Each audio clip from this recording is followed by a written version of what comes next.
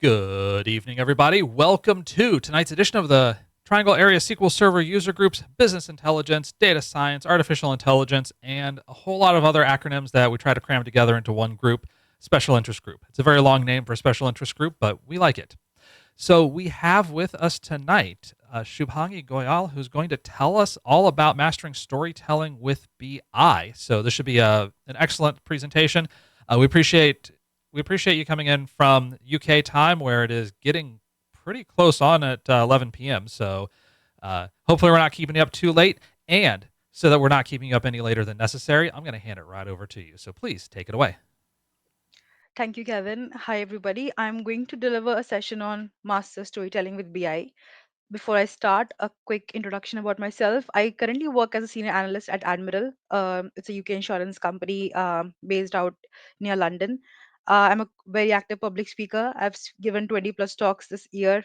I'm a mentor at various platforms. I also write tech blogs, and I also lead a nonprofit, Women in Data, specifically for women who want to build careers in data and tech. I worked previously for an AI startup, and before that, I was working for consulting services. And in my free time, I just like to travel, read, and hike. And that's me in a nutshell. So I would like to start by the first thing, which I think is kind of important when we talk about working with data. A lot of people, they build dashboards and they start talking about like BI and everything, but most people deliver on what they think is needed, not what is asked of. So the first thing really is to realize the true value of data. It's important to deliver on data needs and not on desires. Um, and a lot of dashboards that people create, they actually are not used by the people for whom they were created, simply because we are building those dashboards because we think it is important, not really understanding or like building a relationship with the stakeholders or the customers or the users who are actually going to use it. And storytelling plays a big part in it, because when you build something and when you have data involved in it, there is an action involved. And no action happens just because you tell somebody that a spike or drop has happened. It actually happens when there is a story tag to it. Basically, when you're saying that something has happened, something has dropped, you need to tell why it has dropped and why should someone care about it. And this whole session is basically a gist of multiple parts involved that leads to that particular point. So how does the data driven decision making happen? It doesn't happen with one thing, it's a culmination of several different factors. The first is leadership. Second is trust. Third is the commitment involved, which means like we are making sure that the data that we are using to build that dashboard or build any platform is involved. Fourth is what kind of metrics are we using? Are we using the right KPIs, right measures, right dimensions? Is our organization data literate? Do we know that what does it mean, what does our data stand for? And then lastly, have we upskilled everybody enough within the organization to make that happen? So a data driven decision making consists of a lot of building blocks. I would say these seven are the main. And when you talk about data, trust is really important, because I've seen several dashboards where people have built very nice beautiful charts, but the data is also incorrect. So in order to make sure that your story lands the purpose for which you have created, these factors also need to be understood as a part of the process. And these things combined lead to insights and actions. So once you have like generated the data, you have enough metrics involved and you have built a dashboard, it's important to build a self-service business intelligence solution, which could be using any tool available in the market. A lot of people use Power BI, some people use Looker, some use Tableau. There are people using other platforms as well that actually lead from insight to action in a few matter of clicks. So data driven decision making, when this word comes into picture, these parts are involved.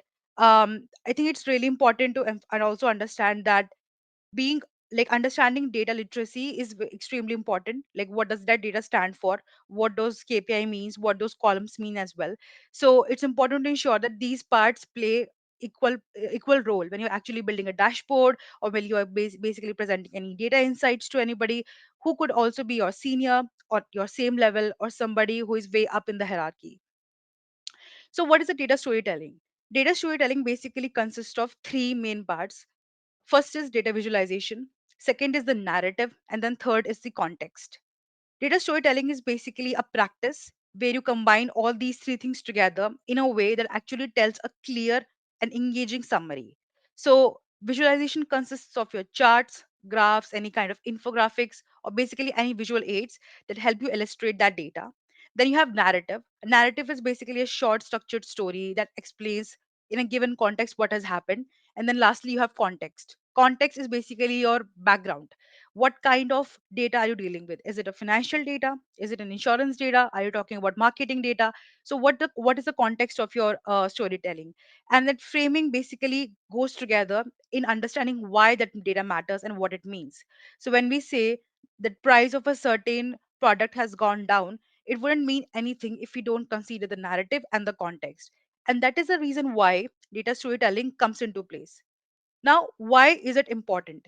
So it's really important to understand that data storytelling is not just about like showing numbers. It's also about making it memorable, engaging, and persuasive. Imagine you went up to somebody and said, I saw this chart and I think that the sales have dropped by 50%, for example. Why would somebody actually look into that figure or think about it if it's not important? So you have to make sure when you are delivering any insight or any kind of actionable thought, it is engaging, it's persuasive, and it's memorable. So if you've ever read the book Thinking Fast and Slow by Daniel Kahneman, no one ever has made a decision because you showed a number. They need to know what the story is. So this basically implies that by telling a good data story, you help people make better decisions that help to drive actions for a positive change. Ultimately, it comes to this point. So there are two things I've seen a lot. People do reporting, which they think is storytelling, but they're very much different things. Reporting shows what has happened in the past, but storytelling, it reveals why it matters. So there are two things. Reporting is just like you have seen some pattern happening, but it just doesn't tell you why that has become important. To make it more specific, you can see the comparison. The aspects in which these two things deal are quite different. The purpose is more around data metrics when it comes to reporting, but when it comes to storytelling, it's more about communicating insights and action. The focus is very different. Reporting is about the past, storytelling is about why it matters. The format is also very different. We use narratives, visuals, and context more in storytelling compared to reporting. Then we have audience. The audience is also quite different. Generally, when you're reporting something, the audience is passive, but in storytelling they're very active and they're kind of understanding what's going on. The structure is generally flat in reporting because it is standardized format, but in storytelling you have a beginning, you have a middle, and the end. And then lastly, what is the outcome? What are you trying to achieve by it? So there is information delivery and then there is decision making and action. So if you see closely, they are very much two different things which most people think is same. And when people are asked to explain or present insights, they actually end up reporting numbers, which is not what storytelling actually means. This is a very common scenario in most of the data streams around. Everybody has a single dashboard or multiple dashboards available, but nobody actually looks at them. And this is mostly because, as I said in the start, people deliver on data desires. They're not delivering on what is needed.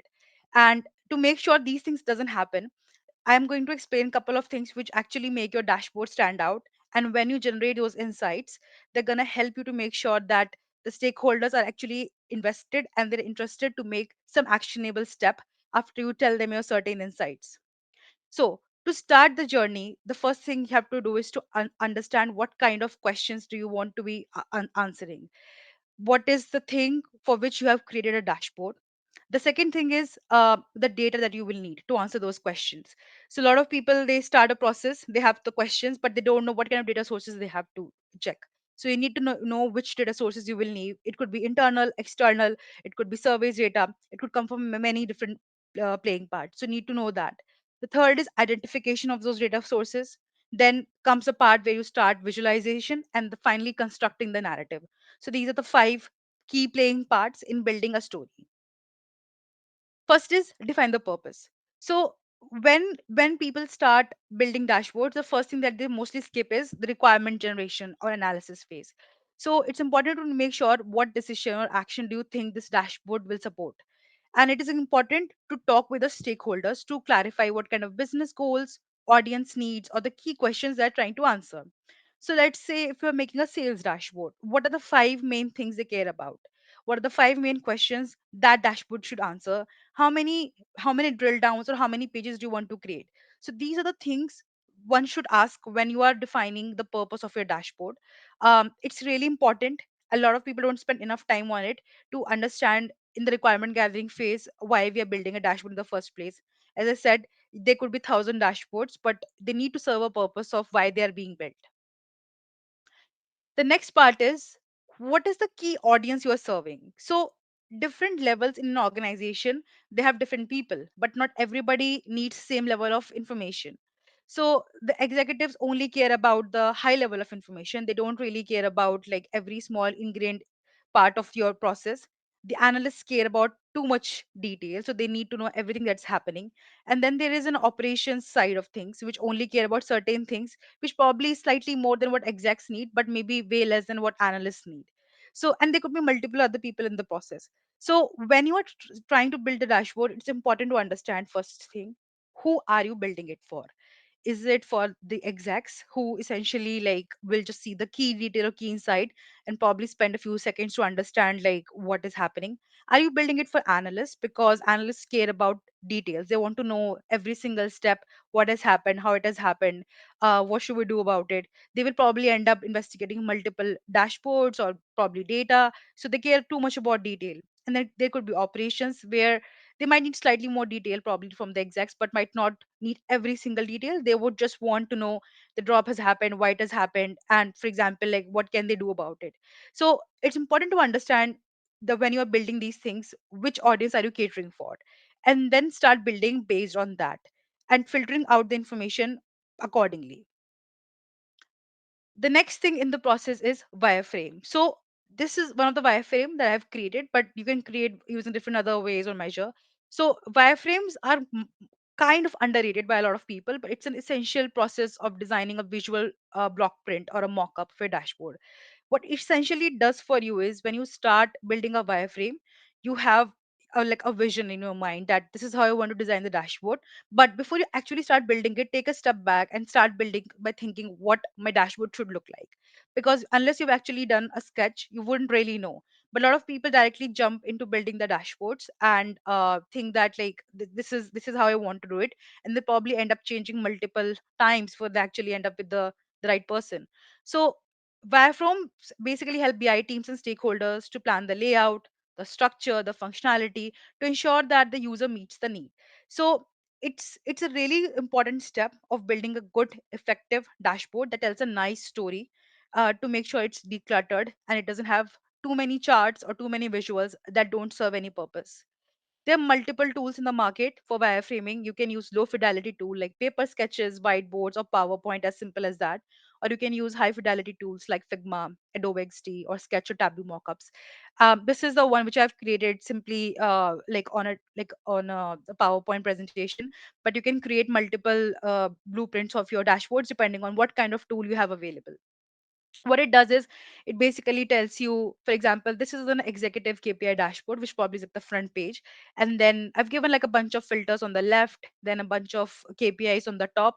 I've written that I only want 3 to 5 KPIs on the top of the page because I want to keep it minimal. I don't want to push too much information. I've given notification for alerts, like our notifications that people will receive. On the left side there are certain charts, there are some insights. Here I've given like a line chart and then a detailed data set. And if every single part which I have created, I want to make sure that I am using it for some purposes. For example, the derived insight here, I've written that I want it to be a call out. Essentially, I want to put certain information on that derived insight so that somebody who is going through the dashboard is able to understand what kind of what kind of information I'm trying to convey, and essentially making it more self-serve. Detailed data is written is placed right at the bottom because I don't want to give them too much information right in the start. So any kind of like detailed insight will be drilled through from that particular point. And I've given like a structure to the way I want to design, for example, a wireframe or a dashboard. So as I said, dashboard wireframes are like something that are really important. They can actually elevate your dashboard game a lot more if you spend couple of seconds or like maybe like 30 minutes to like build something that is in your mind and start like your process from there. Then let's go towards how the layout should be designed. So like I've seen dashboards where people put filters here on the like on the bottom side, and then like their KPIs are scattered across the dashboard. So one thing to like put out there is generally most people who design great dashboards, they use F or Z pattern. However, some people also use inverted F patterns. What I generally like is for example, a Z or F. So this is one of the most logical flow of building a dashboard where you keep like whatever top on the top level your KPIs or any specific things that you want to create. Then you have certain charts on the second level, and then you basically go around from there and start building the dashboard instead of going around this where everything is just like disorder. There is no structure to it. So when you start building dashboard, your layout is important because that's basically the first thing anybody who will use the dashboard will see. So it's important to have a clean, consistent structure. um if you structure your dashboards like this, obviously like it's hard to read firstly, and it doesn't give a very professional look to how the way you design it. So it's always important to make sure that the right layout is taken into consideration while building those dashboards. The second thing is consistency. I think I have seen so many dashboards by teams where there is no consistency. I think this is like again like massively underrated. Consistency is extremely important in dashboards if you're like building it on a singular pattern. See these two charts, like these two are, because of the way the banner is designed, it's like way different. So consistent style is basically important to make sure it's clear and there is no chaos in the way it's designed. If you design every single table, for example, or chart in a different way, it looks they don't belong to the same dashboard. So it's important again that consistency when you create any chart, any visual, is extremely taken into consideration to make sure that every single person who is looking at that dashboard knows that it belongs to the same category. So, for example, if you're building dashboards for, I don't know, motor or housing or marketing, so it should look like a product. It should look like this is a motor dashboard. This is like a housing pricing dashboard, or this is a marketing dashboard. But if your layout is not consistent, nobody will know. They would probably feel that, oh, this doesn't belong to this particular type of dashboard. So always try to make sure that you have a theme, you have a layout in place when you're building it. Do not deviate so much from your original theme, because when these things are different, they don't belong to the same dashboard anymore. They become completely out of place. Then I'm going to discuss about the Gestalt design principles. They are very important, like very popular as well in the front end designing. So it's basically a theory that explores like how humans naturally like we perceive pattern, structure, and holes. And it originated from a German psychology in early 20th century, which means shape or form. And essentially, in the world of data and visualization, they help us understand how users interpret visual information. So you see the five things on the screen.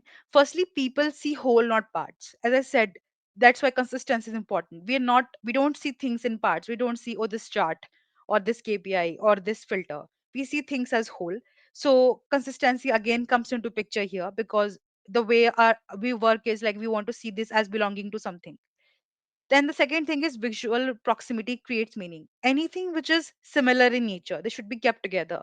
So if you are just making cards, KPI cards, they should be kept together. Or if you're making charts, which are bar charts, for example, they should be kept together. So visual proximity, it creates meaning when viewed, for example, on a dashboard or on a presentation. Third, again, consistency drives clarity, because there is similarity and you can clearly distinct out anything which is odd if you are not consistent. Simplicity aids comprehension. So if you design dashboards that are clean, simple, and consistent, it is easy to interpret by most people because there is organization involved in the way you have created the visualizations. And then lastly, attention is guided by contrast. If you have used the contrast in your dashboards, the color scheme basically wisely, you can drive attention to the right points on your dashboard without much effort. And that basically works all the time. So to just go in detail, there are actually more principles, but I'm gonna discuss these five because I mostly use these five. So the first one is proximity, which means we bring group of objects close together. So if you have ever seen the Google Workspace or Gmail, basically, they have brought like different icons that they have on the screen together at one, like in a one single panel. So proximity is basically like you have bringing similar sort of things in one single point. Then your second thing is similarity. Similarity again means grouping objects that look alike in a single or a specific space. So if you have ever observed Zoom website, so Zoom has different sets of words or menus. So it basically plays everything on the same banner or same panel. And that's why similarity in dashboards also exists. Any kind of cards that you have created should be together. The filters should be at the one place together. Similarly, any sort of charts that have similar patterns should be together. So make sure that objects that are similar, they're grouped together. Then third is continuity. Essentially, we follow continuous lines and patterns. Pinterest website is a classic example of continuity. If you remember, like it has those vertical, like pictures like from one section to another, and continuity also exists in dashboard in the same way. So we follow continuous lines and patterns. So when you are building dashboards, the same principle also applies, that you make sure that you are designing the charts that follow a continuous format. Then the fourth one is closure. We complete incomplete shapes in our minds, which is essentially, if you remember, if you've ever seen a dashboard where you have a line chart and that line chart has a background, like a gray background or a yellow background or some other color, that is not really needed, simply because we complete those shapes in our mind. Because when you look at a trend line, you in yourself knows that this is like a square space. I don't have to basically put a color in the background. So the closure becomes important in that aspect. So make sure you're not putting too much work into like putting some sort of background color or like making extra fonts or extra anything on those charts, because like it can work without that. And then lastly, uniform connectedness. Connected items are seen as grouped. So I have seen line charts where people create line charts with markers and they only leave the markers on the trend line and they remove the lines, which is not how it works. So uniform connectedness means like when you have a trend line or any kind of things that should be connected, you actually make them as a grouped thing rather than spreading them out. So it's important to implement these principles when you're designing dashboards, because they actually work the same way as we interpret patterns and structure, and they actually help us build better and design better dashboards. Next is, how do you build the right visuals? So this is really, really the key, because a lot of people still don't design it properly. So for building the right visual, pick the right chart or the graph. So you can see this is a pie chart. A lot of people don't like pie chart, which is understandable. But if you see these two things, they are like these two charts, they're massively different from the left and the right. So the right one is obviously the one of the best ways to create a pie chart, where you have a gradient of a single color, you provide the percentage breakdown, and then labeled essentially like what category do they belong to. So again, second, use proper labels and title, make use of wise colors and shapes. You can use some other color gradient. This is definitely not the right way to do it. Get rid of any unwanted elements. Don't put anything, like for example, some people put too much, this border for example is unwanted, like it's not needed. And then assess and refine. A lot of times when you build these things, like it's maybe you didn't get right in the first go, so it's always fine to like assess how users feel about it, how do you think it can operate, and keep on refining it. Uh because if you believe like your dashboard is good on day one, then you will not really improve it. So you can continuously like refine the dashboard process that you have created and keep on refining the way it works. And then you can use this table to create any kind of right visuals on those dashboard. For example, for the comparisons, bar chart, line charts, bubble charts are extremely common. Area charts are also used by a lot of people for certain visuals. Then for date over time, which is essentially like showing some sort of trend, line chart, bar chart, and then again stacked bar charts are quite common. Correlations are extremely I would say unique, because for correlations, bubble charts or scatter plot do work very well. In certain cases, column line chart, combo chart essentially also works. If you're talking about distribution, you can use a group bar or a bubble chart again. Then for part to whole, donut chart or tree map or stack bar extremely works well. And then lastly, for ranking, if you're trying to rank from like 1 to 10 or like 1 to 5, ordered column, ordered bar. Some people also use ribbon charts. It depends on what kind of data you have actually that for using that particular visual. So it depends. You can use a large variety of like visuals for designing the way you want to represent a story or tell information. So it just makes sure that you are using the right kind of data and you understand what kind of information you are trying to show before picking the right picking the visual basically. And yeah, this is a really, really nice example of a dashboard. It's basically the way I think I would say the one of the best way of designing it. So on the left again, there are a set of filters. Filters are really, I would say they make your dashboards dynamic. And but don't try to go overboard with them, like don't try to put too much of filters. Then the trend lines, yeah, we have to be picky with the charts. You have to make sure you're picking, as I said, the right chart. So do some investigation beforehand and make sure they add to your story. They aren't just some pretty thing you have added to a dashboard. I definitely like recommend putting any kind of notification or alerts that actually reach to you if you're designing the dashboard for any kind of changes that happens. A lot of tools, BI tools in the market do offer that. And then you keep like KPIs, 3 to 5 KPIs on the top, essentially not more than that, so that it's succinct and it is to the point. Then, as I said, derived insights are again like more like you can use AI right now. Like AI is a part of a lot of BI tools to generate insights or model outputs if you have. And this essentially can be used to just call out like the top things that people should know about, or they need to know that context or narrative before they actually start building it. And then lastly, for example, detailed data doesn't have to be like on this slide, but you can also put like an internal page. So every stakeholder I have met, like they always ask for some detailed data. So you want to put it on like a separate page, but not maybe probably on the first page. And this is because they're so much used to Excel, so they obviously want to see the detailed information. But you can always create a drill down, for example, in Power BI or in Tableau. There is another feature, so you can always do that. But please don't put the detailed data on the front page itself or the executive page itself.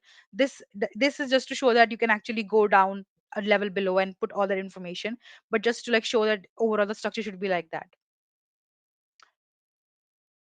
And from here, we're coming to a point where how do you structure the insight? So now you have the data, you have built like a dashboard out of it, you know what kind of right visuals you have. But all that information, how do you structure it into a story? Now, how do you bring all those pieces of puzzles together? So, in generating insight is a really, really crucial part of working in a data driven role. So, the first thing is lead with key insight, start strong, but be concise. So, for example, on the blue box, I've given an example. Customer churn increased by 12% in quarter two due to delayed support responses. So now you have started strong, which means like you've given a key insight in the start that, okay, your customer churn has increased, which is by 12%, good number. And then you need to be very succinct about like what is the key message I'm trying to tell, but you're also telling why it has happened. So always start and lead with the main insight, and then go down into the detail from there. You don't have to give entire detail, but use the structure in a way that A has led to B, but then why the C is basically why it has happened. Then the second thing is provide supporting evidence. For example, use visuals, provide data, because data, this is the purpose of data, to support what you have found. So in this, I would say highlight the key data points with color or annotation. So when you have a chart, you provide some sort of information around like why something has happened, why that drop or spike has happened. And this is important to make sure that you are providing the right and supported evidence, so that somebody can actually see the data and also verify that okay, this has actually happened, now what we should do about it. The third thing is add context, answer why, use benchmarks and historical data. So this is really, really important, because context, without context, your story doesn't make any sense. Context is needed because you have to answer the why, because the stakeholders would be like, so what? Why should I care about this? So you use some kind of context driven information. For example, if you're working on a customer churn data, like use reference of like last 2 years, or for example if we have specific seasonal things going on, use provide some context, give some benchmark. So for example, in last 3 months this is the baseline we had, or last 6 months this is what has happened, give some historical data. So here I've given example. For example, this is a 5% higher than industry average and doubles last quarter rate. So industry average here again, for example, is a benchmark, or quarter straight is again a benchmark. So give some specific benchmarks to compare against, so that somebody can relate the value, why this value is impactful. The third is Fourth is end with an action, like make it actionable. So this is, for example, more around like how do you communicate, but this part like end with an action, you give them ways in which they can solve this problem. For example, implement a 24-hour support response policy by next month. So I generally prefer like creating a plan. For example, 1 month, 3 month and 6 month. 1 month is like immediate short wins. 3 month is more like it will take slightly longer, but we will have still like low hanging fruit. And then there's a 6 month plan which is slightly going to take longer. That always works, because that way you are trying to solve the problem, but you are starting small and then from there you are taking it along. It's the best idea to think in terms of long term practices, like in long term what is sustainable, but always start with like how you can immediately like solve the problem with least amount of effort as well. So ultimately insight is about what's happening, what we are seeing in the data. Evidence is how do we know it. So basically like how have you concluded that this information or this insight is important. And then action is what we will do about it. So if you're building structuring storytelling, if you're building insights from that data, you always remember insight, evidence, action. How, what's happening, how do we know it, and what we should do about it. And if you use these three things together, you will always be able to structure a nice insight where you are showing clear impact and your dashboard aligns with the story that you want to tell. From this session, these are some of the key takeaways. So first is always start with the why. What is your clear purpose?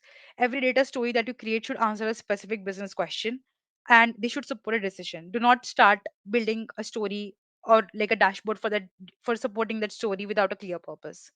Second thing, as I said in the start, always know your audience. Tailor the depth, the visuals, the language you want to match your audience literacy levels, their needs.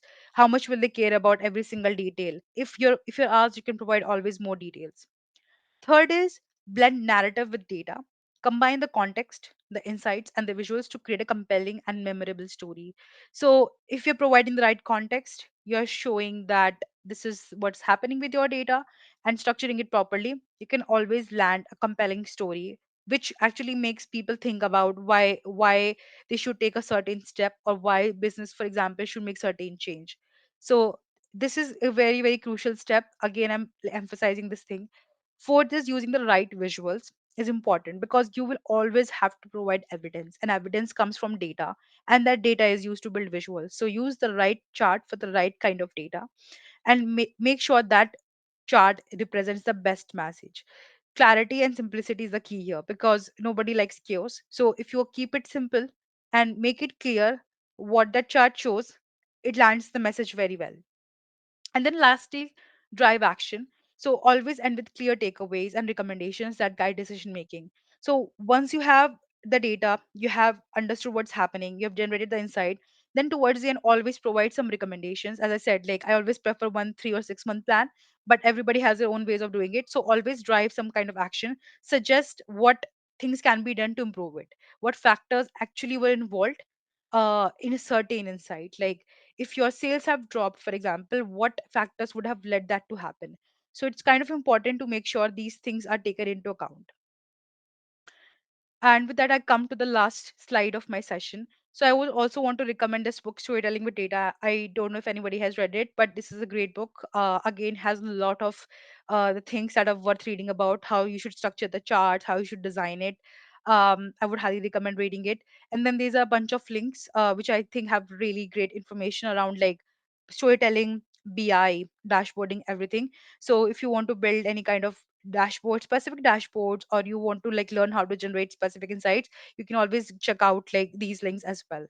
And if you want to connect with me, this is my LinkedIn QR code. And with that, I come to the end of my session. Thank you. Any questions, please feel free to ask. Certainly, yes. If there are any questions, chat now is a perfect opportunity to ask away. First of all, I did want to say thank you so much for presenting for us tonight. Thank I will also reiterate that Storytelling with Data is a fantastic book. There are a couple of other books that Cole and her group have written as well. I know that one of them was where you play along. I've got a copy of it downstairs, but basically it's like try these exercises out. And then there's a third one that I think came out recently. Yep. But so far, it looks like no questions. I think it was a very clear explanation of the concept, getting a good idea of visualization techniques, some of the practices and principles. So, uh, might be it was so well done. Nobody's got questions.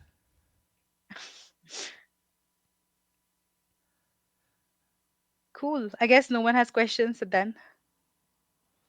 Yeah, yeah. I think you can take credit for that. So, um, but once again, fantastic presentation. Thank you so much for taking time out of your very late evening at this point. And we certainly appreciate you delivering this for us. Thank you. All right. And with that, we are going to wrap things up for this evening. So, Everybody, enjoy the rest of your evenings. Remember that we are done with this set of meetings for this month, but starting second Tuesday of next month, we're going to have a whole new slate. So stay tuned for that, meetup.com/trypass. And until we do see each other at a future meeting somewhere, everybody, take care. Cheers. Thank you. Bye.